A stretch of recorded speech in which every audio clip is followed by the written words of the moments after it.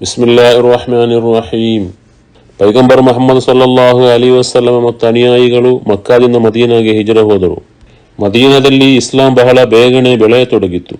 ಇದನ್ನು ಕಂಡು ಮಕ್ಕಾದ ಮುಶ್ರಿಕರಿಗೆ ಸಹಿಸಲು ಸಾಧ್ಯವಾಗಲಿಲ್ಲ. ಅವರು ಅದನ್ನು ತಡೆಯೊಡ್ಡುವಂತಹ ಎಲ್ಲ ಕುತಂತ್ರಗಳನ್ನು ಮಾಡುತ್ತಾ ಇದ್ದರು.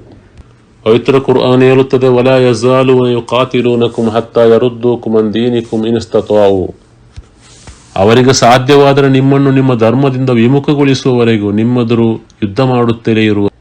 ಆದ್ದರಿಂದಲೇ ಪ್ರವಾದಿ ಸಲ್ಲಲ್ಲಾಹು ಅಲೈಹಿ ವಸಲ್ಲಂ ರವರು ಅಬೂ ಸುಫಿಯಾನ್ ರವರು ಶಾಮಿನಿಂದ ವ್ಯಾಪಾರ ತಂಡದೊಂದಿಗೆ ಮಕ್ಕಕ್ಕೆ ಹೋಗ್ತಾ ಇದ್ದಾರೆ ಎಂಬುದನ್ನು ತಿಳಿದು ಅವರನ್ನು ವಶಪಡಿಸಲು, ಅವರ ಸೊತ್ತನ್ನು ವಶಪಡಿಸಲು ತನ್ನ ಅನುಯಾಯಿಗಳನ್ನು ಕರೆಕೊಂಡು ಹೋಗ್ತಾರೆ.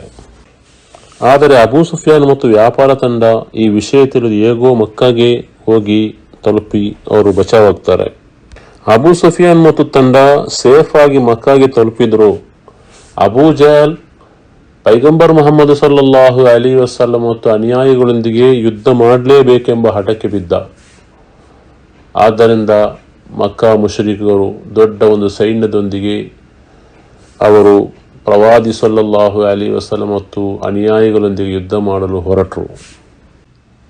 ಇತ್ತ ಕಡೆ ಮುಸ್ಲಿಮರು ಅಬೂ ಸುಫಿಯಾನ್ ಮತ್ತು ತಂಡವನ್ನು ವಶಪಡಿಸಲು ಹೋದವರು ಬರೀ 2 ಕುದುರೆ ಮತ್ತು 70 ಒಂಟೆಗಳು ಮಾತ್ರ, 313ರಷ್ಟು ಸಹಾಬಿಗಳು. ಮಕ್ಕಾದಿಂದ ಮುಶ್ರಿಕರು ಸರ್ವ ಸನ್ನಾಹದೊಂದಿಗೆ ಯುದ್ಧಕ್ಕೆ ಬರುತ್ತಿದ್ದಾರೆ ಎಂಬ ವಿಷಯವನ್ನು ತಿಳಿದ ಪ್ರವಾದಿ ಸಲ್ಲಲ್ಲಾಹು ಅಲೈಹಿ ವಸಲ್ಲಂ ಅವರು ಸಹಾಬಿಗಳೊಂದಿಗೆ ಸಮಾಲೋಚನೆ ಮಾಡಿದರು.